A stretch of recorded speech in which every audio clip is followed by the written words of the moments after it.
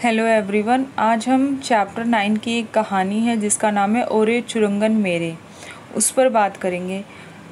इसकी जो लेखिका है उनका नाम मीना काकोडकर है और ये कोंकणी भाषा में लिखी गई थी। तो कोंकणी गोवा में बोली जाने वाली भाषा है। कोंकण वहाँ का एक जगह है, वहाँ पर कोंकणी भाषा बोली जाती है।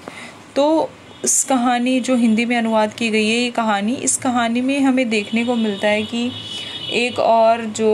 एक माँ होती है, उसकी मृत्यु होने पर वो उसके बच्चे को मौसी बनकर भी माँ जैसा प्यार देना चाहती है। यहाँ पे मातृविहीन जो बालक है उसकी दशा को और निसंतान माता, उनके बारे में उनकी मनोदशा का वर्णन किया गया है। ये पूरी तरह बच्चे की मनस्थिति पर आधारित कहानी है, मतलब बच्चा जैसा जो समझता है उसी बच्चे की भाषा में इस पूरी कहानी को बताया गया है।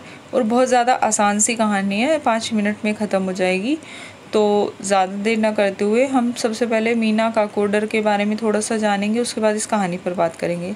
तो जो मीना काकोडकर हैं वो मनोवैज्ञानिक कथाओं की सफल लेखिका मानी जाती हैं और ये घटनाओं के कोरे वर्णन को महत्व ना देकर मन के जो अंदर मंतर परत दर परत जो उज्जीवित करने में अधिक रुचि लेती हैं, है ना, कि मन के अंदर क्या हो रहा है, अंतर्मन का वर्णन ज़्यादा करती हैं। फलस्वरूप उनकी कहानियों में भावात्मक गहराई होती है, ना कि मनोविज्ञान के सिद्धांतों की बहुव्याख्या, यानी मनोवैज्ञानिक व्याख्याएं करने नहीं बैठती वो, लेकिन मन के अंदर की जो गहराई हैं, वो जो भावनाएं हैं, उसका वर्णन हमें उनकी कहानियों में देखने को मिलता है। मौसी हो, यहाँ पे इसमें एक पात्र मौसी होती है, दूसरा रघु जो बालक है जो कि लगभग 8 वर्ष का है। घात परिघात चित्त के परिवर्तनों और प्रतिक्रियाओं का अंकन सुंदर ढंग से वो प्रस्तुत करती हैं इन पात्रों के माध्यम से। ठीक है, उसके बाद हम देखिए क्या पढ़ते हैं कि ओरे चुरंगन मेरे एक हृदय विदारक कहानी है। इसमें निसंतान माता का ममत बोध है, मतलब जो उसकी मौसी है उसके कोई संतान नहीं है, तो वो बिल्कुल उसको अपने बच्चे जैसा प्यार देती है। वह अपने भतीजे को उसकी माँ की मृत्यु के बाद अपने पास ले आती है और हर प्रकार की सुविधाएं यहाँ पर होती हैं। हृदय का संपूर्ण ममत्व उस पर उड़ेल देती है, लेकिन कुछ ही दिनों के बाद लड़का अपनी मौसी को दुख के दरिया में ढकेल कर वहाँ लौट जाता है। उसको अच्छा नहीं लगता वहाँ पर, भले वहाँ पे सारी सुख सुविधाएं, बल्कि वो गांव चला जाता है जहाँ से वो आया था। निसंतान माता के यंत्र गद हृदय का मर्मिक चित्रण करने में मीना काकोडकर को महत्वपूर्ण सफलता मिलती है। यानी कि जो निसंतान माता यहाँ पे कौन है, वो मौसी हैं। आप इसमें देखोगे कि इसमें जो भारतीय सामाजिक संस्कार मान्यताएं हैं उसका भी थोड़ा बहुत वर्णन हमें इस कहानी में देखने को मिलता है, जहाँ पे जैसे बच्चा है वो मुड़कर ना अपनी मौसी को हाथ नहीं लाता, हाथ हिलाना मुड़कर आगे चले जाने के बाद तो कहीं ना कहीं अपनत्व को दिखाता है। तो उसको लेकर भी उसकी मौसी बहुत ज़्यादा बुरा लगता है उसको। वो चाहती है कि वो बच्चा उसके पास रह जाए, लेकिन वो ऐसा नहीं होता है, क्योंकि बच्चे को सबसे ज़्यादा अपनी माँ से प्यार होता है। और हालांकि पिता से उतना प्यार नहीं होता है, लेकिन फिर भी जब उसको बाद में पता चलता है कि उसके सौतेली माँ ये होगी, तो फिर वो खुश हो जाता है। मतलब ये सौतेली माँ बुरी, मतलब क्योंकि उस औरत के रूप में अगर सौतेली माँ मिल रही है तो वो बुरी नहीं हो सकती, तो वो अपने पिता के साथ रेडी हो जाता है जाने के लिए। तो कहीं ना कहीं मौसी जो होती है बहुत रूठ सी जाती है, वो चाहती है कि रघु उसके साथ रहे।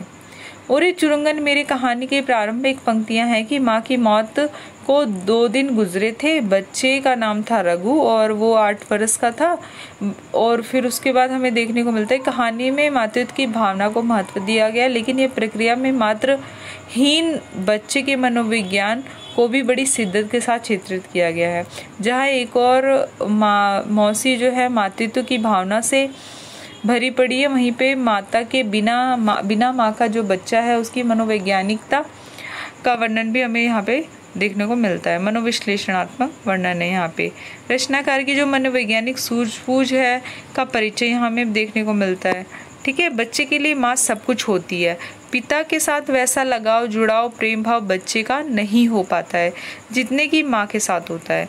मातृहीन बच्चे के लिए सबसे बड़ा सहारा होता है माँ की जो पुरानी स्मृतियाँ होती हैं उसमें डूब जाना, पुरानी बातों को याद करना। माँ के साथ ये क्या था, वो क्या था, माँ की गंध ऐसी है ना, ऐसे करके माँ के साथ बिताए गए एक एक पल की स्मृति तरोताज़ा होती हैं। भले ही रघु पड़ोस की जो सुरंगन की गोद में हो और पिता के बगल में, उसे माँ की याद आती है ना।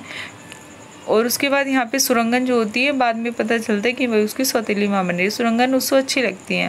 वह वर्तमान की तुलना अतीत से करता है। कहना ना होगा कि अतीत सुखद तो था ही, भविष्य को संवारने वाला भी हुआ करता है। पिताजी जो होते हैं को माँ की याद में रोते हुए देखकर बच्चा रोना मतलब सहज ही रोने लगता है।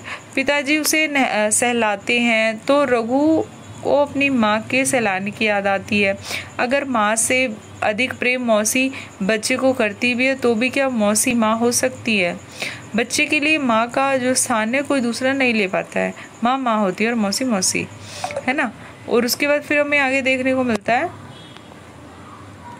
आगे मतलब काफ़ी सारे ऐसे प्रसंग है जिसमें मीना काकोडर जो दिखाती हैं कि किस प्रकार जो है मौसी माँ से अलग होती है।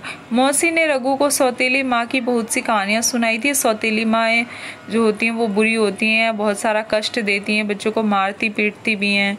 इधर पिताजी मौसी के वार्तालाप सुनकर रघु ने समझ लिया कि उसकी पिताजी की दूसरी शादी होने वाली है और उन्होंने कर ली है।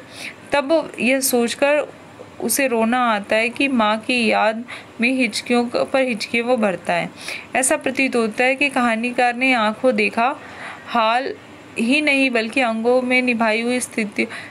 से निभाई गई जो स्थितियाँ उसका भी चित्रण कर दिया। और सिसकियाँ भर भर कर रोने वाले रघु को जैसे ही पता चलता है कि पड़ोस में रहने वाली और रघु को बहुत चाहने वाली जो सुरंगन की उस सुरंगन जो है वही उसकी माँ होगी, तब बच्चे की मानसिक स्थिति तत्काल बदल जाती है। कौन है वह? सुरंगन मेरी आंखें चमक उठी। मतलब वो बच्चा, मतलब कहानी की उठाई हुई पंक्तियां हैं इसलिए, और बच्चा बोलता है कि मेरी आंखें चमक उठी। हटो, सुरंगन भी कभी सौतेली माँ हो सकती है भला? वह कितनी अच्छी है। उसकी बगल में जब सोया था तो मुझे लगा था कि जैसे माँ की गोद में सो गया हूँ।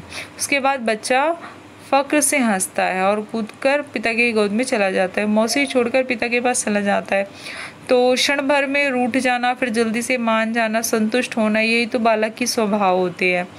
मौसी को विश्वास नहीं हो पा रहा था रघु से छोड़कर पिता के पास वापस चला जाएगा। फिर रघु, क्या तू सचमुच जाएगा? तो ऐसा मौसी पूछती है तो वो सिर हिला देता है। सबसे बड़ी बात यह है कि अपने मित्रों के साथ रहेगा वो। मौसी के यहाँ सारी सुख सुविधाएं तो है लेकिन बेगानापन महसूस होता है रघु को। ऐसी बात नहीं है कि मौसी यहाँ उसे पसंद नहीं है, लेकिन उसे अधिक पसंद है पिता के साथ रहना, वहाँ पे मछलियाँ पकड़ना, ठीक है, अपने गांव में रहना। बच्चे का हृदय जो है वो कच्ची मिट्टी के समान होता है जिसे मनचाहा रूप प्रदान किया जा सकता है। बाल सुलभ चेष्टाओं से हम जो विज्ञान को उद्घाटित होते पाते हैं इस कहानी में, जिसे लेखिका ने बड़ी ही सहज ढंग से प्रस्तुत किया है। इस मनोवैज्ञानिक उद्घटना में लेखिका ने सैद्धांतिक जटिलताओं को ना अपनाकर बच्चे की जो चेष्टाओं क्रियाओं के माध्यम से इसकी अभिव्यक्ति हमें करती हुई दिखी है, ठीक है। और साथ ही मातृहीन बच्चे के जो मनोविज्ञान का सफल रूपायन करने वाली कहानी हमें ये देखने को मिलती है, ठीक है। और इस कहानी में थोड़ा बहुत जब आप पढ़ेंगे तो आपको पता चलेगा कपड़े से धुएं की गंध, तो कपड़े से माँ के जो कपड़े हैं उसमें से धुएं की गंध आती थी, जबकि मौसी के कपड़ों से फूलों की खुशबू आती है। तो माँ के कपड़ों से धुएं की गंध इसलिए आती है क्योंकि माँ रसोई में लकड़ी से खाना बनाती हैं। ग्रामीण वातावरण का भरपूर चित्रण हमें मिलता है। छोटे छोटे पुल में जो रघु है मछलियाँ पकड़ता है, आंगन में अंटों से खेलना, नदी में जाकर नहाना, झोपड़े में जगह जगह पानी चूना, शनिवार के दिन बाजार में रस्सी बेचना, ये सारी आदि जो है ग्रामीण जीवन का चित्रण हमें इस कहानी में वो भी देखने को मिलता है, ठीक है। तो ये कहानी यहीं पे ख़त्म होती है। बहुत खूबसूरत कहानी थी। और इसकी जो लेखिका है ना मीना काकोडर, उनके ऊपर बहुत ज़्यादा प्रीवियस ईयर में क्वेश्चंस आ रखे हैं, तो उस पर भी एक क्वेश्चन आप प्रिपेयर ज़रूर करें।